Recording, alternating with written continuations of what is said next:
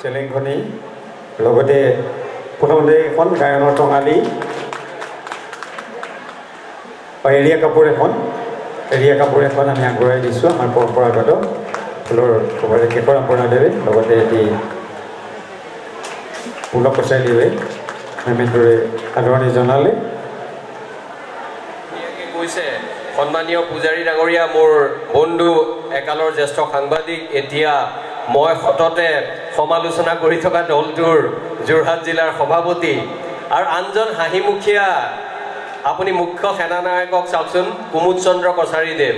ঠেঙাল কছাৰী স্বায়ত্ত শাসিত পৰিষদৰ তেওঁ মুখ্য কাৰ্যবাহী সদস্য কিন্তু হাঁহিটো আছে গতিকে ৰাজনীতিয়ে থাকক সমাজনীতিয়ে থাকক তিতাবৰত মানুহৰ হাঁহিটো থাকে আৰু তিতাবৰ সেইকাৰণেই ভাল লাগে মই আজি ৰাতিপুৱা ঘৰত 7-8 বজাত কিবা অকণমান খাই তিতাবৰৰ মানুহ তিতাবৰৰ ল'ৰা ছোৱালীৰ আগ্ৰহ এই চালিকা শক্তিক সাৰোগত কৰি কুমুদ চন্দ্ৰ কছাৰীদেৱকে মুখ্য কৰি তেওঁলোকৰ অসমীয়া অতিথি পৰায়ণতাৰ যিটো বিৰল চানেকি এই চানেকি বহুজনে দেখালে মই সিফাললৈ যাওঁতে কোনোবাই পানীৰ বটলটো দিছে মই পানী খাইছোঁ কিন্তু মই আপোনালোকৰ সেই অতিথি পৰায়ণতাৰ চানেকিৰ লগতে সন্মুখত থকা ৰাইজৰ সময়ৰ প্ৰতি লক্ষ্য ৰাখি মই কৈছোঁ যে মই কিবা এটা খাব লাগিব কিন্তু তাৰ আগতে ৰাইজৰ মৰম বুটলিব যদি পাৰোঁ ৰাইজে যদি হাত চাপৰি অকণমান মাৰি মানুহক সহায় সহযোগ কৰে তেতিয়াহে মই ভালকৈ খাম তিতাবৰলৈ আহিলে মানে অকণমান কেনেকৈ কৌশল কৰি হাত চাপৰি ল'ব লাগে এইবোৰ শিকি যাওঁ আৰু যোৰহাটত 8 বছৰ থাকি গৈছোঁতো এই ভাল কথাবোৰ দৰকাৰী কথা ভূপেন দা মানুহটো তেনেকুৱাই আছিলে আমাৰ নিজৰা পাৰত একেটা অঞ্চলত মানে তেওঁ য'ত এসময়ত আছিল আমিও সেই অঞ্চলত আছিলোঁ মোক এবাৰ দিল্লীত কৈছিল পাৰাৰ ল'ৰা মানে তেওঁ বেংগলত থাকে এতিয়া কলিকতাত থাকে মুম্বাইলৈ যোৱাৰ আগতে পাৰাৰ ল'ৰা বুলি কয় গতিকে ভূপেন দা মানুহজন পণ্ডিত মানুহটো হয়েই কিন্তু অলপ বেলেগ ধৰণৰ অকণমান হাঁহি ধেমালি ৰং ৰহইচ বহুমুখী প্ৰতিভা সম্পন্ন এগৰাকী অসম গৌৰৱ বিশ্ব বৰেণ্য ব্যক্তি যিগৰাকী ব্যক্তিয়ে দাদা চাহেব ফাল্কে পুৰস্কাৰ পোৱাৰ উপৰিও 77 চনত পদ্মশ্ৰী তাৰপিছত পদ্মভূষণ তাৰপিছত পদ্মবিভূষণ আৰু তাৰপিছত তেওঁ ভাৰত ৰত্ন সন্মান ভাৰত চৰকাৰৰ পৰা পাইছে আৰু অসমৰ মানুহৰ বুকুৰ মাজত একেবাৰে ম্যাদী পট্টাৰ মাটিলৈ বহি আছে যি কেইগৰাকীমান মানুহ তাৰ মাজত ভূপেন হাজৰিকা অন্যতম গতিকে তেনে এগৰাকী ব্যক্তিৰ বাবে মই আহোঁতে মানে মোৰ মই যেন অকণমান গুৰুত্বপূৰ্ণ মানুহ যেন লাগি গ'ল মানে তিতাবৰ যোৰহাটৰ পূজাৰীদেউ এইটো এটা সাংঘাতিক বিশেষত্ব যে অভাজন নিহীন তেনেকুৱা মানুহকো গুৰুত্বপূৰ্ণ যেন এটা অনুভৱ হ'বলৈ দিয়ে এইটো হৰ্ষমাদি টেম্পৰৰী কিন্তু ভাল লাগে মই সোমাই আহোঁতে কুমুদ চন্দ্ৰ কছাৰীদেৱে কৈ আছিলে ময়ূৰ পৰা আহিব এই যে আগৰ থিয়েটাৰত যে কয় কেইটামান নাট্য মুহূৰ্তৰ পিছত আমাৰ এইখন থিয়েটাৰ জমনিকা পৰিব আৰু ভিতৰত অভিনেতা অভিনেত্ৰী হিৰো হিৰইনৰ বুকুখন ফুলি উঠে মই অকণমান ক্ষীণমিন মানুহ কাৰণে বুকু ফুলাটো আপোনালোকে নেদেখিলে কিন্তু মোৰো বুকু ফুলি উঠিছিল কিন্তু মই তেনেকেই গ'লোঁ ধন্যবাদ জনাইছোঁ এই বিৰল অতিথি পৰায়ণতা 1400 বছৰ আগতে হিউৱেন চাং যেতিয়া আহিছিল এইটো ভূখণ্ডৰ নাম অসম যেতিয়া নাছিল প্ৰাগজ্যোতিষপুৰ আছিল সেই হিউৱেন চাঙে লিখিছে আমাৰ ইয়াত কোৱা ভাষাটো বেলেগ আৰু ইয়াত কোৱা ইয়াৰ মানুহৰ অতিথি পৰায়ণতাৰ কথা কৈছে তাৰ বাবে আমাৰ মহিলাসকল আপোনালোক কিন্তু মূল কৃতিত্বৰ দাবীদাৰ আমি পুৰুষসকল পাছে আপোনালোক আগে সেই অতিথি পৰায়ণতাৰ দৃষ্টান্ত আজি ঠেঙাল কছাৰী স্বায়ত্ত শাসিত পৰিষদে সন্মানীয় শান্তনু পূজাৰী উদ্বোধক তেখেতৰ উপস্থিতিত আৰু মুখ্য কাৰ্যবাহী সদস্য কুমুদ চন্দ্ৰ কছাৰীদেৱে আদৰণি ভাষণৰ জৰিয়তে আৰু আপোনালোকৰ চকুত দেখি থকা সেই দীপ্তি এওঁলোকৰ মুখত দেখি থকা সেই আশা প্ৰত্যাশা সেই সকলোৱে প্ৰমাণ কৰিছে যে ভূপেন হাজৰিকাক আমি সঁচা অৰ্থত সোঁৱৰণো কৰিব পাৰোঁ আৰু বুকুত লৈ বুকুখন গৰ্বিত কৰি ফুলাব পাৰোঁ ধন্যবাদ জনাইছোঁ মই তিতাবৰবাসীক পোনপ্ৰথমতে মই ল'ৰা ছোৱালীখিনি এওঁলোক বহুত দেৰিৰ পৰা ৰৈ আছে তোমালোকক দেখি মোৰ এটা গানলৈ মনত পৰিছে ভূপেন হাজৰিকাই কৈছিল তুমি নতুন পুৰুষ তুমি নতুন নাৰী অনাগত দিনৰ জাগ্ৰত প্ৰহৰী এতিয়া তোমালোক কিমান জাগ্ৰত প্ৰহৰী মোবাইলটো পালেহে ৰাতি জাগ্ৰত প্ৰহৰী হোৱা নে সমাজৰ ভালটো কৰা সেইখিনি কথা মই নাজানো মা দেউতা শিক্ষক শিক্ষয়িত্ৰীয়ে ক'ব কিন্তু আজিৰ দিনটো মোৰ অহা দেৰি হৈছে বিশেষ কাৰণত তাৰ কোনো হয়তো হেতু ক্ষমা কৰিব লগা কাৰণ হয় না নহয় মই নাজানো কিন্তু মই আপোনালোকক অনুৰোধ কৰিছো এই ছাত্ৰ ছাত্ৰীসকলক ভূপেন হাজৰিকা আৰু কৈছিল মই বিচাৰিছো হেজাৰ চকু দীপ্ত সূৰ্য শিখা এই ভয়াবহ যুগ সন্ধি নাখিবলে বিভীষিকা নিৰ্মল প্ৰভা বৰদলৈয়ে লিখিলে ভূপেন হাজৰিকাই গান গালে মই আপোনালোকক এটা অনুৰোধ কৰোঁ তোমালোকক নহয় তোমালোক বহি শুনা অগ্ৰজজনে তোমালোকক আশীৰ্বাদ দিব জাগ্ৰত প্ৰহৰী হোৱাৰ বাবে এটা হাত চাপৰিৰ জৰিয়তে ধন্যবাদ জনাইছে এওঁলোকে নিজেও দিছে ভাল আৰু এইবাৰ মই ভাবোঁ তোমালোকেও এই অগ্ৰজসকলক বয়োজ্যেষ্ঠসকলক তোমালোকৰ অভিভাৱকৰ নিচিনা শিক্ষক শিক্ষয়িত্ৰীৰ নিচিনা তোমালোকে এটা কথা প্ৰমাণ কৰিব লাগিব যদি ভূপেন হাজৰিকাক ভাল পোৱা অসমক ভাল পোৱা যোৰহাটক ভাল পোৱা তিতাবৰক ভাল পোৱা তোমালোকৰ হাত চাপৰি তেওঁলোকৰ বাবে তেওঁলোকে মৰাতকৈ ডাঙৰ হ'ব লাগিব চাওঁ পাৰিব Bhupen Hazarika is in safe hands পাঁচটা আঙুলি সমান নহয় মই ৰাজনীতিবিদ নহয় সেইকাৰণে সকলোকে ভালৰি লগায়ো মই নকওঁ কিন্তু তেওঁলোকৰ মাজৰ অধিকাংশই পাৰিব বুলি মই ভাবোঁ আৰু তেওঁলোকলৈ আপোনালোকৰ আশীৰ্বাদ আছে আৰু মই আশীৰ্বাদ দিবকৈ যোগ্যতা মোৰ নাই মোৰ কিন্তু আছে অফুৰন্ত শুভকামনা আৰু তোমালোকক লৈয়ে মই সেই গীতটো আকৌ মনত পৰে নিৰ্মল প্ৰভা বৰদলৈ বুলি ক'লে যেনেকৈ ৰাণাদা জয়ন্ত হাজৰিকালে মনত পৰে সেই নিৰ্মল প্ৰভা বৰদলৈ বা জয়ন্ত হাজৰিকা আৰু ভূপেন হাজৰিকাই নতুন পুৰুষক লৈ এটা গীত গাইছিল আপোনালোকে ভালকৈ জানে আপোনালোকৰ বুকুৰ মাজত মই বেয়াকে গোৱাতকৈ বৰ সুন্দৰভাৱে প্ৰতিধ্বনিত হয় কিন্তু ভূপেন হাজৰিকাক উদযাপন কৰাৰ সময়ত সেই কথাটো নোকোৱাকৈ যেন থাকিব নোৱাৰোঁ ভূপেন দাই কি কৈছিল এইবোৰ ইউটিউবত শুনিবা কেতিয়াবা কেতিয়াবা ইনষ্টাগ্ৰাম ফেচবুকত তোমালোক হয়তো বেছিকৈ নাই কিন্তু যাবৰ হয়তো মন আছে টেলিগ্ৰাম ইতিহাস হ'ল ইনষ্টাগ্ৰাম আমাৰ জীৱনৰ বাস্তৱ হ'ল তেনে সময়ত মই নতুন প্ৰজন্মক কৈছোঁ নতুন পুৰুষ তুমিতো নোহোৱা আজি ভিৰুকা পুৰুষ হাতে কামে যদিহে নোহোৱা পুৰুষ কাইলৈ হবা তুমি পুৰণি পুৰুষ এনেকৈ ধৰণে গাইছে মোৰ গা হোৱা নাই সুৰটো মই যদি আকৌ এবাৰ চেষ্টা কৰোঁ নতুন পুৰুষ তুমিতো নোহোৱা আৰু ভিৰুকা পুৰুষ হাতে কামে যদিহে নোহোৱা পুৰুষ কাইলৈ হবা তুমি পুৰণি পুৰুষ মই জানো তোমালোক পুৰণি পুৰুষ নোহোৱা নতুন পুৰুষ হৈ ভূপেন হাজৰিকাক ৰাখিবা তেওঁলোকক নমস্কাৰ জনাই মোৰ মনলৈ অহা কেইটামান কথা অতি বিক্ষিপ্তভাৱে ক'ব বিচাৰিছোঁ সন্মানীয় পূজাৰীদেৱে ক'লে তেওঁ প্ৰধানমন্ত্ৰী নৰেন্দ্ৰ মোদী ডাঙৰীয়াৰ পৰা আৰম্ভ কৰি অসমৰ মুখ্যমন্ত্ৰী ডক্টৰ হিমন্ত বিশ্ব শৰ্মা সৰ্বানন্দ সোণোৱাল ডাঙৰীয়া সকলোৱে মিলি আমি সমালোচনা কৰি থকা মানুহবোৰেও মিলি সকলোৱে কিন্তু ভূপেন হাজৰিকাক উদযাপন কৰিছে ভাল কথা ভূপেন হাজৰিকাই শাৰীৰিক অৱৰ্তমানৰ মাজতো তেওঁ কিন্তু অসমীয়া মানুহৰ তেওঁলোকৰ ৰাজনৈতিক আদৰ্শ বেলেগ তেওঁলোকৰ ধৰ্মৰ ক্ষেত্ৰত বেলেগ বহু কথাত তেওঁলোকৰ মতান্তৰ আছে কিন্তু ভূপেন হাজৰিকাই একত্ৰিত কৰিছে আৰু সেই একত্ৰিত কৰাৰ এখন ছবি মই আজি তিতাবৰত দেখা পাইছোঁ আৰু মই আহি থাকোঁতে মই খুচৰি আছিলোঁ যে আজিকালি পৰ্টেল আৰু অন্যান্য চেনেলবিলাকৰ আপুনি ফেচবুক বা ইউটিউবত চাব পাৰে তেতিয়া কালি এটা কথা মই দেখিলোঁ বোধ কৰোঁ কনচেপ্ট নে প্ৰাগজ্যোতিকা তেওঁলোকৰ বিদ্যালয়ত মই দেখিলোঁ বোধ কৰোঁ কনচেপ্টত তেওঁলোকে নতুন প্ৰজন্মৰ ছাত্ৰ ছাত্ৰীক লৈ সকলোৱে কৰিছে তেওঁলোকে বোধ কৰোঁ আবৃত্তি কৰিছে আৰু অকল আবৃত্তি কৰাই নহয় সেই আবৃত্তিৰ মাজত থকা ভূপেন হাজৰিকাৰ গীতৰ যিটো গুহাৰ্থ সেইটো বুজাবলৈ চেষ্টা কৰিছে কনচেপ্ট প্ৰাগজ্যোতিকা আৰু অন্যান্য এই অঞ্চলৰ যিবোৰ বিদ্যালয় আছে ব্যক্তিগত খণ্ডৰে হওক চৰকাৰী খণ্ডৰে হওক আৰু তোমালোকৰ বিদ্যালয়বিলাকলৈ মই কৈছোঁ তোমালোকে এটা হাত চাপৰি মাৰিব লাগে এনে এটা পৰিৱেশ তোমালোকে পাইছা এই যে তিতাবৰখন যোৰহাটখন ভূপেন হাজৰিকাময় হৈছে তাৰ আঁৰত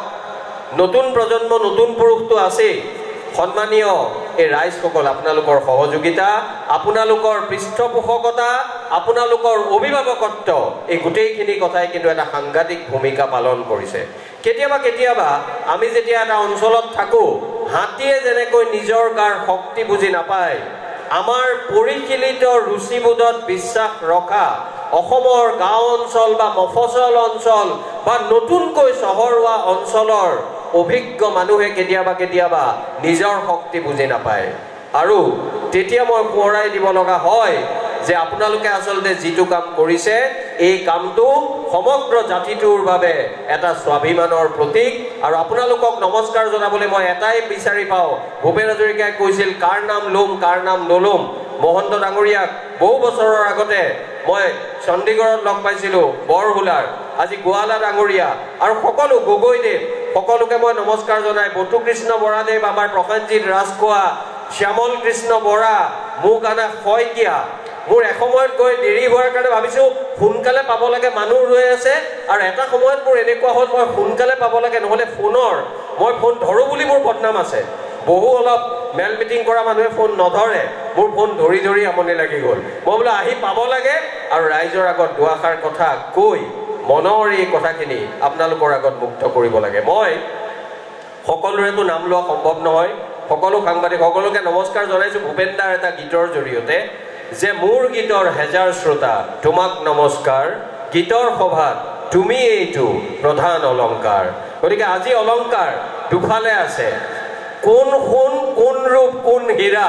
আমি সেইবোৰ তুলনা নকৰো কিন্তু সকলো অলংকাৰ এই অলংকাৰ নতুন প্ৰজন্মৰ নতুন পুৰুষ আৰু আপোনালোকক মই নমস্কাৰ জনাই মোৰ মনলৈ অহা দুটামান কথা ক'ব বিচাৰিছো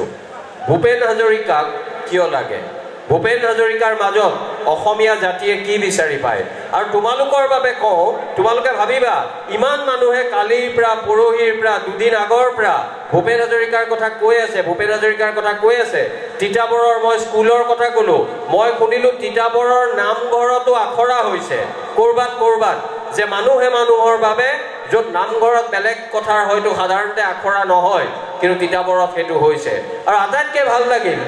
মই যেতিয়া আজি সামাজিক মাধ্যমত দেখিলো যে তিতাবৰৰ আমাৰ তথাকথিত মূলসুঁতিৰ মানুহেই নহয় সকলো জাতি জনগোষ্ঠীৰ মানুহ আৰু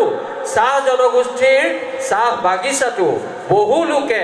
তেওঁলোকে মানুহৰ বাবে বা অন্যান্য গীত তেওঁলোকে পৰিবেশন কৰিছে আৰু পৰিবেশন কৰি তেওঁলোকে প্ৰমাণ দিছে যে তিতাবৰখন কোনো ৰাজনৈতিক আদৰ্শই বিভাজন কৰা তিতাবৰ নহয় এইখন ভূপেন হাজৰিকা তিতাবৰৰ ধান তিতাবৰৰ পৰিশীলিত ৰুচিবোধৰ মাজত সমগ্ৰ অসমীয়া জাতিয়ে অৱগাহন কৰি যেতিয়া গৰ্বিত হয় তাৰ উত্তৰাধিকাৰী এই তিতাবৰ আৰু যোৰহাট আৰু সেইবাবেই মই কওঁ আজি আমি সকলো একত্ৰিত হৈছো কালি আপুনি হয়তো দেখিছে আপোনালোকে যদি সামাজিক মাধ্যম চাই বা আপোনালোকে যদি টেলিভিছন চাইছে যে সন্মানীয় মুখ্যমন্ত্ৰী ডক্টৰ হিমন্ত বিশ্ব শৰ্মা গৈছে আৰু অলপ পিছতে মোৰ ভাইটিৰ নিচিনা গৌৰৱ গগৈ গৈছে তাইলৈ আমি অসমত সেই চিত্ৰটোৱে দেখিব বিচাৰো অলপ দিনৰ আগতে মই কৈছিলো সৰ্বানন্দ সোণোৱাল যেতিয়া হাইদৰ হুছেইনৰ ঘৰলৈ গৈছিল মই যোৱা বছৰ আহ্বান জনাইছিলো সন্মানীয় মুখ্যমন্ত্ৰী মই জনালৈকে যোৱা নাই মই নাজানো নোযোৱাৰ তেতিয়া মই কৈছিলো যে আমি অসমীয়াৰ সমাজখন এনে হৈ থকাটো বিচাৰো যাক কেতিয়াবা মতাদৰ্শকতা কিছু কথাত পাৰ্থক্য থাকিলেও আমি এনে এটা বাৰ্তা দিব লাগে যে গণতান্ত্ৰিক চিন্তা চেতনাত আমি বিশ্বাস কৰোঁ কাৰণ ভূপেন হাজৰিকা এওঁলোকক ক'বলৈ হ'লে 11 বছৰ বয়সত জীৱনৰ প্ৰথমটো গান তোমালোকে ভাবিবা যে বহুতে কৈ আছে ভূপেন হাজৰিকাৰ কথা চাহ বাগানত হৈছে নামঘৰত হৈছে স্কুলত হৈছে মানুহৰ বুকুৰ মাজত হৈছে কিন্তু আমি জানো পাৰিম মই তেতিয়া এওঁলোকক মৰমেৰে সৈতে ক'ব বিচাৰো 11 বছৰ বয়সত নীলকান্ত হাজৰিকা আৰু শান্তিপ্ৰিয়া হাজৰিকাই তেজপুৰৰ 6ষ্ঠ শ্ৰেণীত পঢ়া ভূপেন হাজৰিকাক যেতিয়া মহাপুৰুষ শ্ৰীমন্ত শংকৰদেৱৰ পবিত্ৰ জন্মস্থান বৰদোৱালৈ লৈ গৈছিল তাৰ পৰা ঘূৰি আহি তোমালোকৰ কাৰোবাতকৈ সৰু ভূপেন হাজৰিকাই 1937 চনত তেওঁ জীৱনৰ প্ৰথমটো গীত লিখিলে কি ক'লে যে কুসুম্বৰ পুত্ৰ শ্ৰীশংকৰ গুৰুৱে ধৰিছিল নামৰে তান নামৰে সুৰতে আনন্দত নাচিছিল পবিত্ৰ বৰদোৱা থান কোনোবাই ভাবিছিল যে এটা গীত লিখিলে আৰু হয়তো নোৱাৰিব। তাৰ 3 বছৰ পিছত মই অভিজ্ঞ লোকসকলক কোনো কথা কোৱাৰ আচলতে প্ৰয়োজন নাই, আপোনালোকে জানে। মই এওঁলোকৰ বাবে কৈছোঁ 14 বছৰ বয়সত ভূপেন হাজৰিকাই 39 চনত তেওঁৰ সাহস চোৱা, তেওঁৰ আত্মবিশ্বাস চোৱা, তেওঁ দ্বিতীয়টো গীতত কি বুলি ক'লে, নিজকে ক'লে অগ্নিযুগৰ ফিৰিঙতি বুলি। অগ্নিযুগৰ ফিৰিঙতি মই নতুন অসম গঢ়িম। তাৰমানে অগ্নিযুগৰ ফিৰিঙতি হ'ম। এতিয়া বহুত ফিৰিঙতিয়ে ভাবে মোৰ ইনষ্টাগ্ৰামত 1 লাখ আছে, সেইকাৰণে আমি ধৰি লওক মই চেলিব্ৰিটি হ'লোঁ, মই ডাঙৰ মানুহ হ'ল। ভূপেন হাজৰিকাই সেইটো নাই ভবা। তেওঁ যেতিয়া কলম্বিয়া বিশ্ববিদ্যালয়ত 52 চনত বোধ কৰোঁ PhD যেতিয়া লয়, ভাৰতে তেতিয়া ভাবিব পৰা নাছিল। আজি যেনেকৈ সন্মানীয় বন্ধুসকলে ৰেকৰ্ডিং কৰিছে যে role of mass media in India's adult education, সেই যে ভূপেন হাজৰিকাই কলম্বিয়া বিশ্ববিদ্যালয়, আইভি লীগ বিশ্ববিদ্যালয়, য'ত ডক্টৰ ভীমৰাও আম্বেদকাৰেও অধ্যয়ন কৰিছিল ভূপেন হাজৰিকাতকৈ আগতে, তাত তেওঁ এই কথাখিনি ভৱিষ্যতবাণী কৰিছিল আজিৰ পৰা 70-80 বছৰ আগতেই। কিন্তু সেই মই মহান মনীষীৰ মই চিন্তাৰ মিলটোৰ কথা কওঁ। আৰু মই কথাখিনি কৈ থাকোঁতে মোৰ ভাল লাগিছে, কছাৰী কুমুদ চন্দ্ৰ কছাৰীদেৱ, মানে তেখেত ব্যক্তিগত জীৱনত মানে মই যদিও দলটোক সমালোচনা কৰোঁ, কিমান যে মোক সহায় কৰিছে মই ঋণী। আৰু মই আৰু এটা কাৰণত ভাল লাগিছে, আপোনাৰ সভাখনত মই তিতাবৰৰ সন্মানীয় বিধায়ক বৰুৱা ডাঙৰীয়াক দেখা পাইছোঁ। তাৰমানে এই কথাটোৱে প্ৰমাণ কৰে যে ভূপেন হাজৰিকাই কংগ্ৰেছ বিজেপি কৰা নাই। ভূপেন হাজৰিকাৰ লিগেচি পৰম্পৰাই ছাত্ৰ সন্থা কৃষক মুক্তি নাই কৰা। তেওঁলোকৰ মাজতো কাজিয়া, ক'বলৈ ভয় কৰে। মই কওঁ, সমুজ্জ্বল বৰ্তকো কওঁ, অখিল গগৈকো কওঁ, আজি তিতাবৰবাসীয়ে প্ৰমাণ কৰিছে। আপুনি মোক এটা বেছি ধন্যবাদ দিব লাগে, আপুনি তাত বহিও সন্তুষ্টি লভিছিল। আপুনি খুব মঞ্চ বিচৰা মানুহ নহয়, কিন্তু মই আপোনাক দেখি কোৱাৰ পিছত আপোনাক ততাতয়াকৈ অনা হ'ল। মই আপোনাক নমস্কাৰ জনাইছোঁ আৰু এই গণতান্ত্ৰিক চেতনাটো ৰাখিব বুলি আশা কৰিছোঁ। আমাৰ কোনো ব্যক্তিগত মাটি লৈ কাজিয়া নহয়। কোনোবা এগৰাকীকে প্ৰেম কৰিছিলোঁ, এতিয়া কাজিয়া কৰিব লাগে। কংগ্ৰেছ বিজেপিক মই সমালোচনা কৰোঁতে সেই কাজিয়া নহয়। আমাৰ কথাবোৰ আদৰ্শগত, কিন্তু আজি আমি সেইবোৰ কথা পাতিবলৈ নাই অহা। মই কৈছোঁ, মহান মনীষীৰ চিন্তাৰ মাজত কিমান মিল থাকে তোমালোকে চাবা। মহাপুৰুষ শ্ৰীমন্ত শংকৰদেৱে, আজি আপোনালোক প্ৰাজ্ঞ পণ্ডিত লোকসকল আছে, তথাপিও মই কওঁ, ভাগৱতৰ 2য় স্কন্ধ যেতিয়া সৃষ্টিশীলভাৱে ভাৱানুবাদ কৰিছিল, অনুবাদ নহয়, ভাৱানুবাদো নহয়, সৃষ্টিশীলভাৱে ভাৱানুবাদ কৰিছিল, সমগ্ৰ ভাৰতবৰ্ষত থকা হুন পুলিন্দ জাতিৰ কথা গুৰুজনাই নাই অনা। গুৰুজনাৰ বুকুৰ মাজত আছিল আমাৰ অসমৰ জাতি জনগোষ্ঠীৰ কথা। আৰু প্ৰথমবাৰৰ বাবে অসম শব্দটো ব্যৱহাৰ হৈছে আহোমসকলক ব্যৱহাৰ কৰিবলৈ, বুজাবলৈ। আৰু ভূপেন হাজৰিকাই মানে শংকৰদেৱে ক'লে, কিৰাত কছাৰী খাচিগাৰু মিৰি জবন কংক গোৱাল অসম মুলুক ৰজক তুৰুক কুবাচ ম্লেচ চণ্ডাল। আৰু 500 বছৰ পিছত এই অগ্নিযুগৰ ফিৰিঙতি লিখা ফিৰিঙতি সদৃশ ভূপেন হাজৰিকাই 14 বছৰ বয়সত কি ক'লে চাব। দুইটা কথাৰ মিল চাব। ভূপেন হাজৰিকাই শংকৰদেৱক নকল নাই কৰা, কিন্তু মনৰ মিল, তেওঁলোকৰ চিন্তাৰ মিল চাব। ভূপেন হাজৰিকাই কি ক'লে, হৰিজন পাহাৰী হিন্দু মুছলিমৰ, হৰিজন পাহাৰী হিন্দু মুছলিমৰ, বৰকোচ চুতীয়া কছাৰীয়া আহোমৰ, অন্তৰ ভেদী মই মৌ বোৱাম ভেদা ভেদৰ প্ৰাচীৰ ভাঙি। এই যি ভেদাভেদৰ প্ৰাচীৰ ভঙাৰ কথা শংকৰদেৱে ক'লে, পাছৰ কালত বেজবৰুৱা, কমলাকান্ত ভট্টাচাৰ্য, জ্যোতি বিষ্ণুৱে আমাক শিকনি দিলে। ভূপেন হাজৰিকাই বেলেগ এটা দৃষ্টিৰে সৈতে প্ৰায় একেখিনি কথা কিন্তু কৈ গ'ল। আৰু সেইকাৰণে মই কৈছোঁ, মহৎ লোকৰ চিন্তাবোৰ কিমান একে হয়। কি লৈ ভূপেন হাজৰিকাৰ কোনটো দিশ আপুনি নক'ব। আজি মোৰ মুক্তি গোৱালাদেৱৰ পিতৃ আছে, শ্বহীদৰ পিতৃ গোটেই অসমৰ বহু ঠাইত আছে, কিন্তু শ্বহীদক লৈ অলপ আগতে শান্তনু পূজাৰীয়ে ধৰ্ম নাৰদৰ এনেকুৱা কথা কেইটামান আনিছিল সাংবাদিক। মোৰ তেতিয়া মনত পৰিছিল, আপোনাৰ কাষত বহি যেতিয়া মই বহিছিলোঁ আৰু পূজাৰীদেৱে কৈ আছিল, তেতিয়া মোৰ ভূপেন হাজৰিকাৰ এটা গীতলৈ মনত পৰিছিল। মই বৰ বেছি ধৰ্মৰ লগত মোৰ সম্পৰ্ক শিথিল আৰু অলপ থৰক বৰক, মই নিজেই কৈছোঁ। তথাপিও মই কওঁ,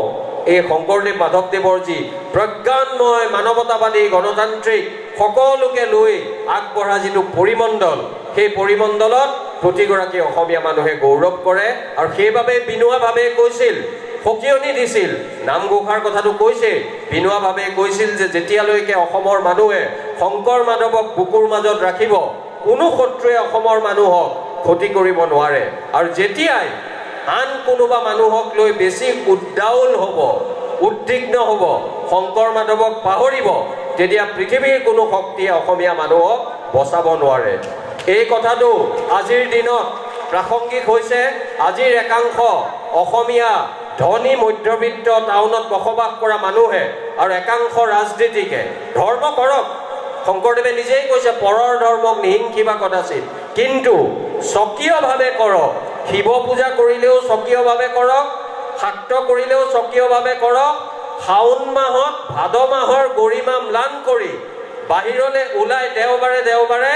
আন মানুহৰ লগত ওলাই অসমীয়া যুৱকে যেতিয়া গাড়ী ভাঙে সেইটো মই স্বকীয় বুলি নকওঁ সেইটো মই ক'ম যে শিৱ পূজাৰ নিজা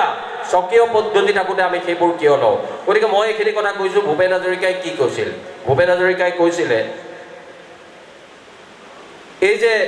আমি অসমীয়া নহওঁ দুখীয়া কিহৰ দুখীয়া হ'ম সকলো আছিল সকলো আছে নুগুণো নলওঁ গম আমাক বেজবৰুৱাই ক'লে জাতিটোক তেতিয়া সাহসৰ দৰকাৰ হৈছিল বেজবৰুৱাই সাহস দিলে ভূপেন হাজৰিকাই দেখিলে যে সাহস পালে হয় কিন্তু সাহসক লৈ জাতিটোৱে যেনেকৈ নিজৰ জীৱনত প্ৰয়োগ কৰিব লাগে তেনেকৈ প্ৰয়োগ কৰা নাই ভূপেন হাজৰিকাই সকিয়নি দিলে যে আমি অসমীয়া নহওঁ দুখীয়া বুলি সান্তনা লভিলে নহ'ব আজিৰ অসমীয়াই নিজক নিচিনিলে অসম ৰসাতলে যাব আমি অসমীয়া নহওঁ দুখীয়া সেই গীতটোৰ শেষৰ এটা স্তবকত কয় আৰু আজিৰ অসমৰ সমাজখনলৈ চাওক আপোনালোক ভাগ্যৱান আপোনালোক তিতাবৰত আছে মই গুৱাহাটীত থাকোঁ ডাঙৰ ডাঙৰ চহৰত এই অনুভৱবোৰ বেছিকৈ হয় যে আমাৰ স্বকীয়তা হেৰাব নেকি ভূপেন হাজৰিকাই কৈছিল আপোন মাতৃৰ অশ্ৰু নমচিলে বিশ্ব প্ৰেম হ'ব বৃথা এই অসম চৰকাৰে যিটো এতিয়া সুন্দৰভাৱে প্ৰধানমন্ত্ৰী আহিব তাতো লিখা আছে বিশ্ব প্ৰেম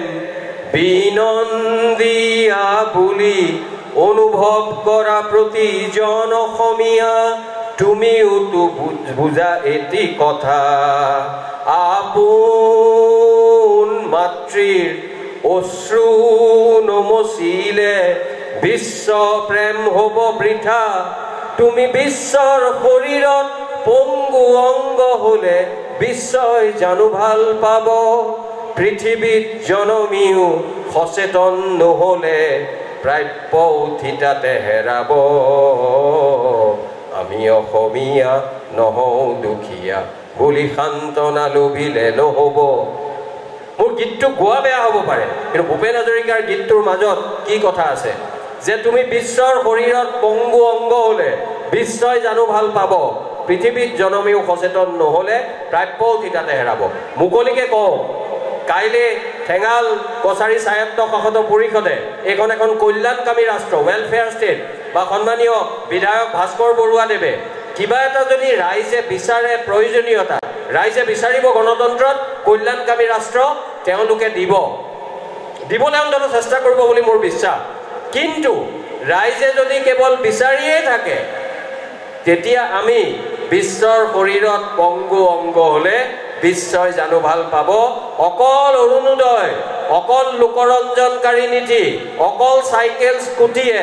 এটা জাতিক উজ্জীৱিত কৰিব নোৱাৰে তাৰ বাবে জাতিটোক প্ৰয়োজন ভূপেন হাজৰিকাৰ গীতৰ তাৰ বাবে জাতিটোক প্ৰয়োজন জ্যোতি বিষ্ণুৱে কৈ যোৱা সেইখিনি কথা গতিকে অকল ভূপেন হাজৰিকাৰ ছবিখনত আজিৰ দিনটোত শ্ৰদ্ধাঞ্জলি যাচি দুটা গীত শুনি ঘৰলৈ গ'লোঁ আৰু কাইলৈৰ পৰা আমাৰ জীৱন যাত্ৰা আগৰ দৰেই থাকিলোঁ তেতিয়া কিন্তু মই ভাবোঁ প্ৰকৃতাৰ্থত ভূপেন দাক সন্মান যচা নহ'ব মোৰ বিশ্বাস তিতাবৰবাসীয়ে তেনে কাম নকৰে আৰু মই গোৱালাদেৱক দেখি মোৰ এটা কথা মনত পৰিছিলে মই সেই কথাটো ক'ব লৈছিলোঁ মই যিহেতু স্বতঃস্ফূৰ্তভাৱে এক্সটেম্পৰ কওঁ সেইবাবে কথাবোৰৰ আত অকণমান সময়ৰ কাৰণে হেৰাই যায় কিন্তু মই ধৰি বান্ধি আকৌ লৈ আহোঁ এতিয়া শ্বহীদ বুলি কওঁতে বা এই যে মহাভাৰতৰ কথা কওঁতে বা নাৰদৰ কথা কওঁতে মোৰ কথা এটা মনত পৰিছিল ভূপেন হাজৰিকাৰ গীতাংশ চাব ময়ূৰ বৰাৰ গীতটোত বেছিকৈ মন নিদিব বেয়া লাগিব ভূপেন হাজৰিকাৰ গীতাংশৰ কথা ভাবিব প্ৰতিমাতৃ প্ৰতিভগনী প্ৰতিপিতৃৰে গৌৰৱ ন্যায়ৰ গান্ধীপ ধাৰী অৰ্জুন পলাতক যত কৌৰৱ লুইতৰ বহমান পানীক তেজেৰে অধিক বলিয়ান কৰিলা ভাৰতীৰ নুমলী জিক বচাবলে তুমি এটো মৃত্যু বৰিলা শহীদ প্ৰণামো তোমাক শহীদ প্ৰণামো তোমাক মই গীতটোৰ জৰিয়তে আমাৰ সন্মানীয় আপোনাৰ আচলতে বুকুৰ কেঁচা দাগ মই ক'ব লাগে নাই নাজানো কিন্তু ভূপেন হাজৰিকাৰ কথাটো উপলব্ধি কৰিবলৈ মই ক'লো যে সন্মানীয় মুক্তি গোৱালা আৰু অসমৰ ভাৰতৰ পৃথিৱীৰ মানৱতাক ভাল পোৱা সকলো শ্বহীদৰ প্ৰতি আমি শ্ৰদ্ধাঞ্জলি যাচিছোঁ ইমান সুন্দৰ এটা গীত তেওঁ লিখি থৈ গৈছে য'ত মহাভাৰতৰ কথা কৈছে ন্যায়ৰ গান্ধীপ ধাৰী অৰ্জুন পলাতক যত কৌৰৱ এতিয়া পাণ্ডৱ কোন কৌৰৱ কোন এইটো আপোনালোকে বিচাৰ কৰিব এইটো গণতন্ত্ৰত ৰাইজে বিচাৰ কৰিব সেইবোৰ কথালৈ মই এতিয়া নাযাওঁ এতিয়া মই ভূপেন হাজৰিকাক এওঁলোকে অকণমান ভাবি আছে এওঁলোকৰ বয়সটো অকণমান অৱশ্যে স্কুলৰটো কম হৈ আছে ক'বলৈ দিগদাৰ মানে কুমুটা কথাটো এনেকুৱা বা ভাস্কৰ আপোনালোকতো অভিজ্ঞ সকলো ক্ষেত্ৰতে মানে এই উৰুৱাই দিওঁ কৰে ভূপেন দাই কৈছিল নহয় বৰদৈ চিলানে সৰু দৈ চিলানে আপোনাৰ ফেনখনো বৰদৈ চিলাৰ নিচিনা হৈছে আজি মোৰ একেবাৰে আৰনাইখন উৰুৱাই দিছে অসমীয়া মানুহক ভূপেন দাই কি কৈছিল যে এটা হিলডল ভঙা মন দিছিলে বৰদৈ চিলা গীতটোত এতিয়া অসমীয়া মানুহৰ হিলডল ভঙা মন অলপ কমি গ'ল ফেন কিন্তু ঠিকে আছে যন্ত্ৰ ঠিকে আছে মই ধন্যবাদ জনাইছোঁ আৰু অকণমান আঁতৰিও আহিছোঁ মই বেলেগ এটা কথা ক'বলৈ লৈছিলোঁ যে প্ৰেমৰ কথা অলপতো ভূপেন হাজৰিকাৰ কথা যদি অকল দেশপ্ৰেমৰ কথা কয় অকল যদি আমাক সচেতন কৰাৰ কথা কয় আৰু বেলেগ প্ৰেমৰ কথা যদি নকয় এইটো খণ্ডিত ব্যাখ্যা হ'ব সামগ্ৰিক ব্যাখ্যা নহয় তে ভূপেন হাজৰিকাৰ কিন্তু প্ৰেমত আপুনি এটা কথা চাব শেষত গৈ তেওঁ সমাজৰ উত্তৰণৰ কথা আছে যিটো প্ৰেমত বিৰহ বেদনা আছিল দুখ আছিল সেই গীতটো আপুনি মনত পেলাওক শৈশৱতে ধেমালিতে তেওঁ কি কৈছিলে যে মনৰ গৰাকী এৰি তুমি ধনৰ গৰাকী বৰিলা ধন ধন বুলি ধনেৰে আজি এই গোটেই কথাখিনি যে তেওঁ সুন্দৰভাৱে তেওঁৰ জীৱনৰ বিৰহ বেদনাৰ লগত লগাই তেওঁ গাইছে অকল প্ৰেমৰ গান যেন লাগে বেদনাৰ গান যেন লাগে কিন্তু গীতটোৰ শেষত ভূপেন হাজৰিকাই কি কৈছে ভূপেন হাজৰিকাই সমাজখনৰ কথা কৈছে কি কৈছে যে জীয়াই থাকিম জীয়াই থাকি এখন সমাজ গঢ়িবৰ মোৰ মন আছে ও জীয়াই থাকি এখন সমাজ গঢ়িবৰ মোৰ পণ আছে য'ত সোণতকৈও মানুহৰ দাম সোণতকৈও মানুহৰ দাম অলপ হ'লেও বেছি আছে অলপ হ'লেও বেছি আছে মোৰ কাৰণে এতিয়া সোণতকৈ বেছি দামী বস্তু আপোনালোকৰ হাত চাপৰি কিন্তু নাই হাত চাপৰি গতিকে মই এতিয়া মানে হাত চাপৰিবোৰো এই ছাবচিডি লোৱা বা এই অৰুণোদয় লোৱাৰ দৰে হৈছে আমাৰ মানে কথাবোৰ এনেকুৱা হৈছে এতিয়া খুজি খুজি ল'ব লাগে গতিকে চাওক আমাৰ মাজত এতিয়া পাৰ্থক্য দুটাই মই কৈছোঁ কংগ্ৰেছ বিজেপি কোনোবা ৰাষ্ট্ৰীয়তাবাদী যায় এইবিলাক পাৰ্থক্য নহয় আমাৰ মাজত থকা বিশেষকৈ আপোনালোকৰ মাজত আৰু মোৰ আমাৰ দুভাগেই মানুহ এভাগ মানুহে ভূপেন হাজৰিকাৰ কথা আৰু গান মোতকৈ ভালকৈ গাব পাৰে আৰু মোতকৈ বেছি জানে আৰু আন এভাগে হয়তো মোতকৈ অকণমান কমকৈ জানে গতিকে আমাৰ আজিৰ যিটো ভাগ এই ভাগটো এই চকীৰ ভাগো নহয় ৰাজনৈতিক ভাগো নহয় আজিৰ ভাগটো হ'ল আমি চব ভূপেন হাজৰিকা মই এখন পৰিমণ্ডলত আমি সেই কথাটো ক'ব বিচাৰিছোঁ গতিকে মই আপুনি প্ৰত্যেকটো কথাতে ভূপেন দাৰ মানে জীৱনৰ অসমৰ জীৱনক চুই যোৱা শ্বহীদৰ কথাই হওক প্ৰব্ৰজনৰ কথা হওক অনুপ্ৰৱেশৰ কথা হওক বা তেওঁলোকৰ মাজৰ যিসকল আগতে আহি আমাক আপোন কৰি লৈছিল তেওঁলোকক ন অসমীয়া বুলি আঁকোৱালি লোৱাৰ জ্যোতিপ্ৰসাদৰ যিটো আহ্বান সেই আহ্বানৰ কথাও কিন্তু ভূপেন হাজৰিকাৰ কথাত আছে কাৰণ ভূপেন হাজৰিকা মানৱতাবাদী আৰু মই সদায় এটা আহ্বান জনাও ভূপেন হাজৰিকাৰ গীতৰ কথা কওঁতে আৰু আমাৰ অসমত এইটো কথা অন্তত ৰাজনীতিবিদ দুইজনে ভাল পাব ভূপেন হাজৰিকাই আৰু সেইটো কাম কৰিলে তেওঁলোকৰ ওচৰলৈ খোজা চান্দা এতিয়া পূজা আহি আছে শংকৰ জন্মোৎসৱ আহি আছে মই সেইদিনা ইউৰোপৰ পৰা আহোঁতে শাসকীয় দলৰ দুজন বিধায়কক পালোঁ মই বিধায়ক দুজনৰ নাম কৈ নিৰ মোৰতো একো নাই কৈ দিব পাৰোঁ এজন লখিমপুৰৰ এজন নগাঁৱৰ তেওঁলোকে কৈছে আমাৰ এতিয়া চিন্তা আৰু মানে বিহু পূজা হ'লে ভাদ মাহ আহিলে চিন্তা ঠিক আছে হয়তো ৰাইজে তেওঁলোকক দাবী কৰে মোৰ ক'বলৈ নাই বৰুৱাদেৱৰ চিন্তা আছে নাই নাজানো আপুনি বৰকৈ চিন্তিত যেন লগা নাই হয় আপোনাৰ পইচা বহুত আছে নহ'লে অলপ কমকৈ দিয়ে বাৰু কি নাজানো আৰু এতিয়া মই বেলেগ এটা কথা ক'ব বিচাৰিছোঁ অলপ হাঁহি ধেমালিও লাগে নহয় ন কাৰণ আপোনালোকেও মইতো নোখোৱাকৈ আছোঁ দেই 7টা বজাত খাই আহিছোঁ তথাপি দেখিছে ভূপেন হাজৰিকাই কিমান শক্তি দিয়ে মই বেছি দীঘলীয়া নকৰোঁ মই এটা গীতৰ জৰিয়তে তেখেতসকলে ভাল পাব অসমক ভাল পোৱা প্ৰতিজন মানুহে ভাল পাব মুখ্যমন্ত্ৰীয়েও ভাল পাব গৌৰৱ গগৈয়েও ভাল পাব ৰকিবুল হুছেইনেও ভাল পাব তেনেকুৱা এখন যদি অসম হয় কোনেও বেয়া নাপায় ভূপেন হাজৰিকাই এই যে 72 চনত বা 60ৰ দশকত অসমীয়া ল'ৰাই অট'ৰিক্সা চলাওঁতে যে এচাম মানুহে বুবু বাবা কৰিছিল অসমীয়া ল'ৰাইনো অট'ৰিক্সা চলাবনে এতিয়াতো আপোনাৰ আমাৰ এইবোৰ পিলপিলি বুলি কয় কিবা কয় সব জেগাই জেগাই বেলেগ নাম এইবিলাকৰ উৎপাদত যিমান সাপ্লাই ডিমাণ্ড যিমান সাপ্লাই বেছি হয় মই তেওঁলোককো নমস্কাৰ জনাইছোঁ কাৰণ ভূপেন দাই শ্ৰমৰ মৰ্যাদাৰ কথা কৈছিল ডিগনিটি অফ লেবাৰৰ কথা কৈছিল মই নতুন প্ৰজন্মৰ ছাত্ৰ ছাত্ৰীকো সেইকাৰণে শেষত এই কথাটো বা এই গীতৰ জৰিয়তে ক'ব বিচাৰোঁ এই কথাটোৰ আঁৰত অসমৰ কিন্তু ভৱিষ্যত লুকাই আছে পঢ়া শুনা কৰিব লাগিব মাক দেউতাকে কোৱা শিক্ষক শিক্ষয়িত্ৰীয়ে কোৱা কথা ভূপেন হাজৰিকা শংকৰদেৱ মাধৱদেৱ চুকাফা লাচিতক জানিব লাগিব কিন্তু তাৰ লগতে অৰ্থনৈতিকভাৱে নিজক সক্ষম কৰা আৰু প্ৰতিগৰাকী ছাত্ৰ ছাত্ৰীক কোনো চৰকাৰ কংগ্ৰেছে হওক বিজেপিয়ে হওক চাকৰি দিব নোৱাৰে এই কথাটো বুজি নিজৰ ভৰিত নিজে থিয় দিয়াৰ এটা পণ কিন্তু তেওঁলোকে কৰিব লাগিব আৰু সেই পণ কৰাৰ সময়ত কেতিয়াবা যদি হতাশাৰ ভাৱ আহে কেতিয়াবা যদি নিৰাশাৰ ভাৱ আহে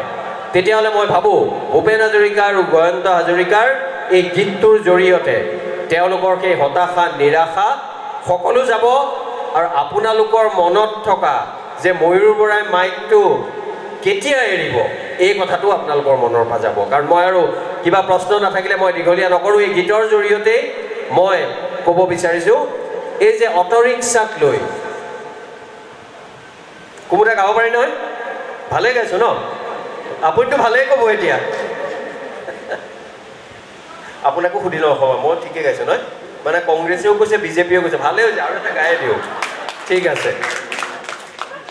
অট'ৰিক্সা চলাও আমি দুয়ো ভাই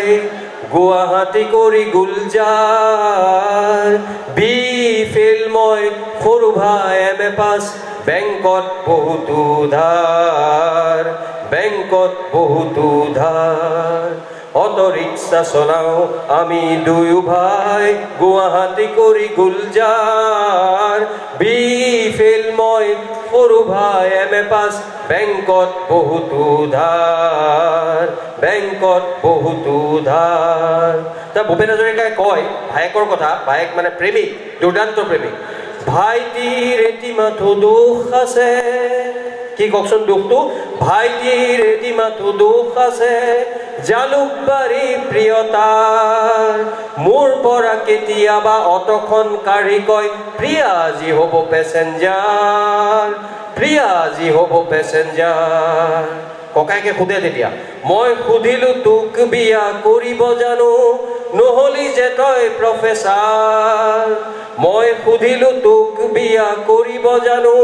নহলি যে তই প্ৰফেচাৰ সি উত্তৰ দিয়ে মোৰ প্ৰেয়সীয়ে বুজে দাদা ডিগনিটি অফ লেবাৰ অৰ্থনীতি এইটো হাত চাপৰিৰ কাৰণে আৰু এটা পংক্তি অৰ্থনীতি দুয়োৰে ছাবজেক্ট এইবাৰ প্ৰেয়সী 50 যোৱাবেলি মই MA পাছ কৰি লৈ লৈছিলো পারমিট অটো রিক্সার ভাল করিলি ভাই ভালেই করিলি ভাবি ভাই বোয়ারিলে আখি এবার ভাল করিলি ভাই ভালে করিলি ভাবি ভাই বোয়ারিলে আখি অপার হাকিম মন্ত্রীর চাকরি বিচাৰি তই নহলে যে ভাগ্যে চির বেকার তই চির বেকার এইকেইটাক মই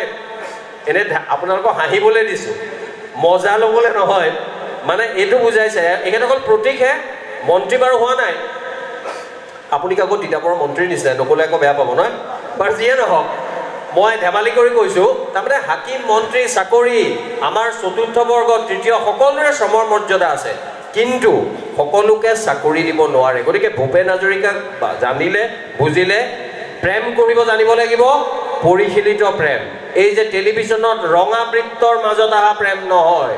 পৰকীয়া জিন্দাবাদ চলি আছে এইটো মুৰ্দাবাদ হ'ব লাগে আজি অলপ দিনৰ পৰা তেনেকুৱা নহয় ভূপেন হাজৰিকা মানে শ্ৰমৰ মৰ্যাদা ভূপেন হাজৰিকা মানে অসমীয়া সচেতনতা কৰাৰ বাৰ্তা ভূপেন হাজৰিকা মানে ইতিহাসৰ এটা দিয়া শিক্ষা ইতিহাসৰ কথা আমাক জনোৱা ভূপেন হাজৰিকা মানে শ্বহীদক জনোৱা শ্ৰদ্ধাঞ্জলি আৰু যাযাবৰৰ কথা মই নকওঁ শান্তনু পূজাৰীয়ে কৈ গ'ল ইতিহাসৰ মই সামান্য এগৰাকী ছাত্ৰ এই অসমত ঊনবিংশ শতিকাত ইতিহাসৰ চৰ্চা কেনেকৈ হৈছিল অসমীয়া মানুহে উজনি অসমৰ এইটো অঞ্চলৰ এগৰাকী সন্তানে মণিৰাম দেৱান বোলা এখন ছবি সৰ্বেশ্বৰ চক্ৰৱৰ্তীয়ে বোধ কৰোঁ কুমুদ দাহঁতৰ তেতিয়া জন্ম হৈছে নাই হোৱা তেনেকুৱা সময়ত 1963-64 চনত ছবিখন নিৰ্মাণ কৰে আৰু তাত ভূপেন হাজৰিকাই ইমান ধুনীয়া শব্দৰে কৈতে এই স্বাধীনতা বিচৰা ঊনবিংশ শতিকাৰ অসমৰ মানুহৰ কথাটো কয় আৰু সেইটো কথা কৈয়ে মই আপোনালোকক মোৰ পৰা স্বাধীনতা দিম আৰু সেই কথাটো আছিল এই হাত চাপৰি বজাই দিলে যে এইটো গান গোৱাৰ কথা নাছিল এইটো মানে এটা বোনাছ হ'ল আৰু তপ্ত তীখাৰে অগ্নি শক্তি ৰক্ত বৰ্ণে জ্বলে এ জ্বলিলে তপ্ত তীখাৰে অগ্নি শক্তি ৰক্ত বৰ্ণে জ্বলে এ জ্বলিলে জনতাতন্ত্ৰৰ সাজি ললো অস্ত্ৰ স্বতন্ত্ৰতাকে আনিম বুলি শোষণ জৰ্জৰ সহস্ৰ মানুহৰ আৰ্তনাদ আৰু নুশুনো বুলি আমাৰে দেশতে ফল্গু সদৃশ গুপ্ত সংগ্ৰাম চলে এ চলিলে মহন্তটো আপুনি গান গোৱা মানুহ আপোনাৰ মানে ওঠত গুঞ্জৰিত হৈ আছে এইটো গৈ আমি সামৰো হেয়া কি ৰাম ৰাম দাৰ মাৰিবলৈ আহা কি ৰাম ৰাম জীৱন লুইতলৈ আহা কি ৰাম ৰাম হেয়া কি ৰাম ৰাম ক্ষুদ্ৰ স্বাৰ্থ এৰি আহা কি ৰাম ৰাম হেয়া কি ৰাম ৰাম মই ধৰ্মীয় ৰামৰ কথা কৈছো নকৈছো বেলেগ কথা কিন্তু এনে এটা শক্তিশালী প্ৰতীক ৰামৰ কথা কৈছো য'ত তেওঁলোকে কৈছে ক্ষুদ্ৰ স্বাৰ্থ এৰি আহা কি ৰাম ৰাম আৰু আজি মই এই কথাটো বিশ্বাস কৰি সামৰিব বিচাৰো এওঁলোক আছে শিক্ষক শিক্ষয়িত্ৰী আছে এই নতুন পুৰুষ আছে আপোনালোক আছে আপোনালোকৰ ক্ষুদ্ৰ স্বাৰ্থ মই একেবাৰে নাই বুলি নকওঁ থাকিব লাগিব মোৰো আছে কিন্তু কমকে আছে আৰু সেইবাবে তিতাবৰৰ এই মিলনতলীত আজি সকলোৰে মাজত বিভিন্ন ৰাজনৈতিক দৰ্শনৰ মাজত আপোনালোকে ভূপেন হাজৰিকাক উদযাপন কৰিবলৈ আহিছে গতিকে আপোনালোকক নমস্কাৰ কৰিলে নকৰিলে গোটেই কথাটো আধৰুৱা হ'ব এটা খণ্ডিত বাক্য হ'ব শেষত কুমুদ কছাৰী দেৱক তেখেতৰ লগত তৰি থকা তেওঁৰ লগত থকা অন্যান্য সদস্য অন্যান্য বিষয়া কৰ্মচাৰী সকলোকে ধন্যবাদ কৃতজ্ঞতা যাচিছো আমাৰ ভাস্কৰ বৰুৱা দেৱক তেওঁ ভূপেন হাজৰিকাৰ বাবে এই ৰাজহুৱাভাৱে সময় উলিয়াই আহিছে তেওঁক ধন্যবাদ কৃতজ্ঞতা যাচিছো আৰু আপোনালোকক আটাইতকৈ ডাঙৰ নমস্কাৰটো জনাইছো ক্ষুদ্ৰ স্বাৰ্থ এৰি যেন আপোনালোক আহিছে ভূপেন দাৰ গীতেৰে আপোনাৰ জীৱন আলোকময় হওক অসমৰ সমাজ আলোকময় হওক যিখন সমাজত আমি সকলোৱে মেৰুদণ্ড পোন কৰি আৰু শিৰ ওখ কৰি আকাশলৈ চাব পাৰিম ধন্যবাদ